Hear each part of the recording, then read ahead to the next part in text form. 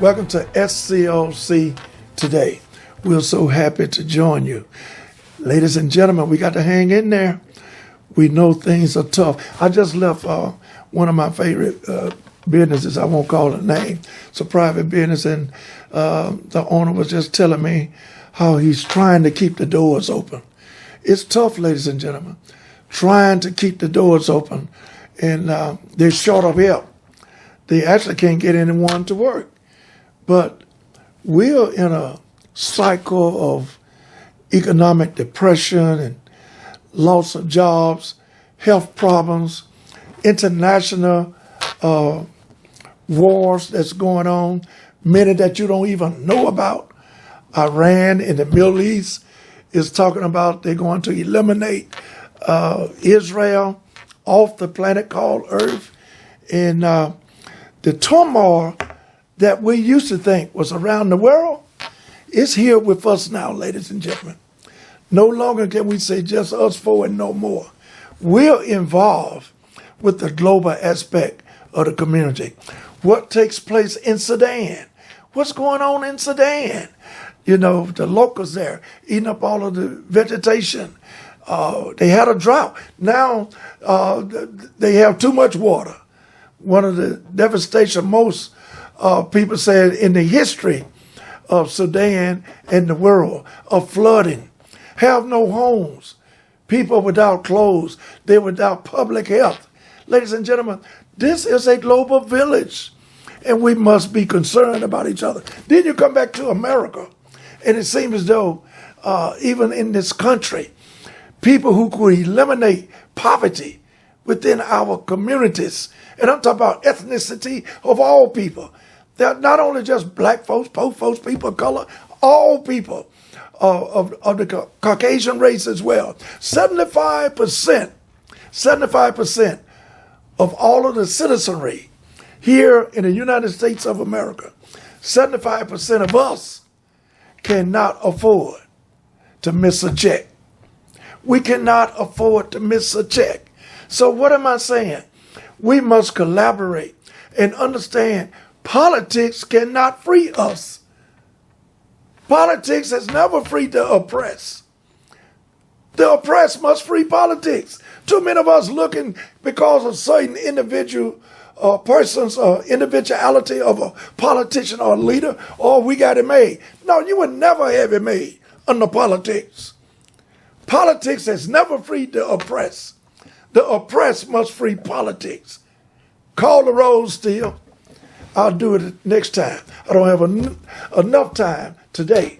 But the Emancipation Proclamation is one example. It didn't go through Congress, never would have passed. You think that it was the Congress of the United States of America when Abraham Lincoln was our president? You think Congress passed the Emancipation Proclamation? It was through executive order. It was through executive order that you got the emancipation of the proclamation. The emancipation of the proclamation was an executive order from President Abraham Lincoln.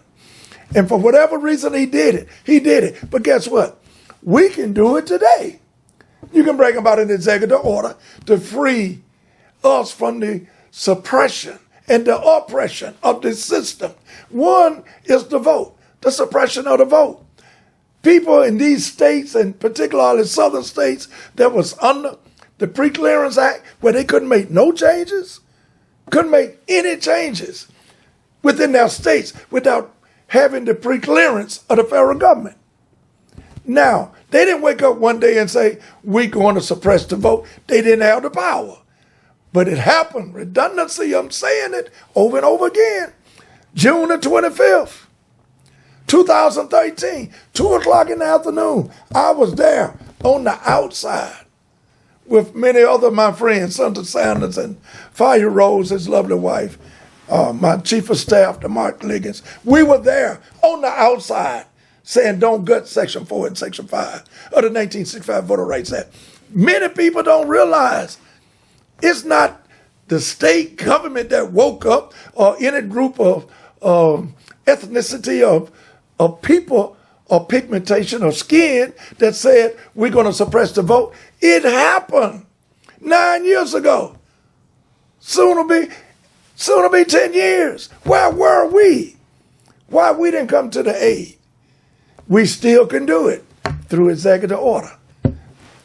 Check your background in terms of history, the historicity. Listen to this, ladies and gentlemen. You don't debate or argue what is legal. You argue what is right. If it's wrong and it's not legal, you take on the direct action of SCLC and what we have done throughout the years and take a wrong and turn it to a right. You don't have to understand the fact that if it's wrong and it's legal, you got to break the law to make it right. I'm talking about civilly, non-violently. Marching and demonstration will always be in. It will always be the right thing to do, to bring attention to. Had we not given up the supreme sacrifice, our lives and our families and our businesses, our careers, we as a people, had we not taken that on, you would still be under Jim Crow. Because Jim Crow was legal. Rutherford B. Hayes removed the troops from the South. And the federal government never stepped in after that particular issue to make it right. We had to fight to make it right, to eliminate the suppression of the vote. Now you're going right back to it. Why nobody speaking out against it?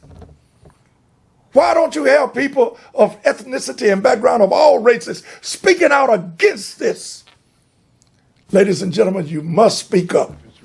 And again, President Joe Biden gave some relief to the students in regards to their student loans.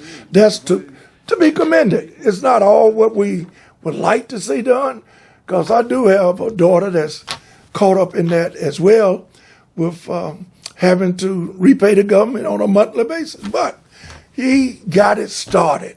At least it's a start.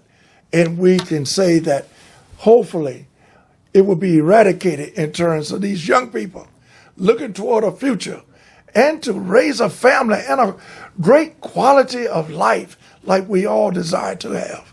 Give them some kind of relief. It got started, and thank God for that.